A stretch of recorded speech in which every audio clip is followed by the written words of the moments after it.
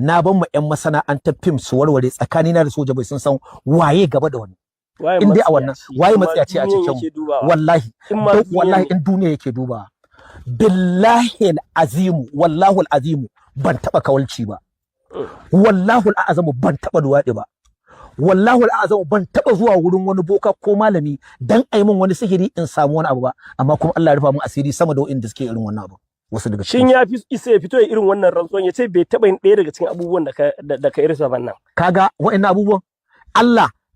ni da na tashi sanda ina harkar fim fa ina cikin harkar fim ka je ka duba a cikin peji na za ga tsohon bidiyo ne da ake min yan jarida ke min tambaya wallahi alazim rantsuwa ne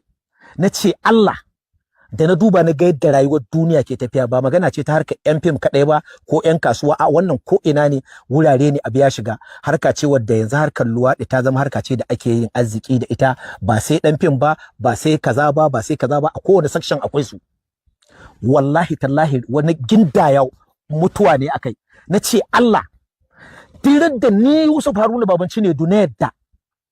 in yi luwaɗi ko ai luwaɗi da ni Allah ba sai na yi ba in dai zuciyata ta yadda in yi Allah ka sa mota ta mun markaɗan ka biwa kada in wuce wannan rana walu dan isqala li qaumihi atatuna al-fahishatu ma za qaumiya min ahadin min al-alamin kana ji ko ludu ba karamin masiba da karamin kana ji ko na biyu nace Allah dirar da na yadda in je gun boka ko malami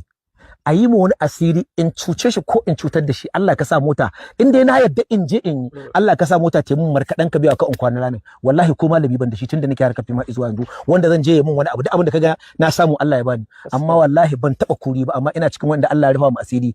kwarai da gaske a cikin harkar industry amma ban nuna gaskiya ne ni bana burage shi ban faɗin abin da nake da shi bana faɗin kaza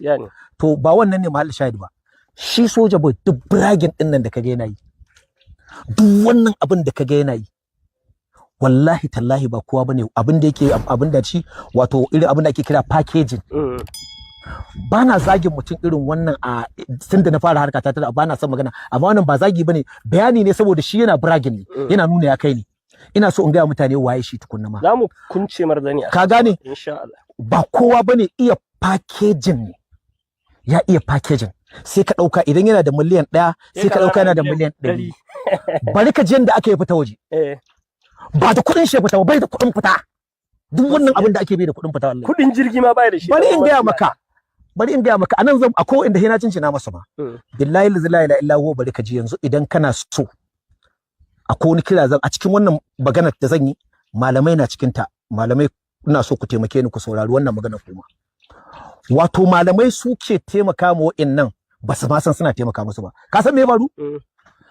duk lokacin da za su yi kungiyoyi ne suke so shi irin Soja Boy da ke yana da wayewa ya san kungiyoyi abin da suke so wa'annan kungiyoyin da suke so su dauki yan iskan so suke kai wani abu da malamai za su yi attacking sai su ca duk suna da fejikan malaman nan sai su ca su ga waye wannan in ba su san shi ba sai a fara neman shi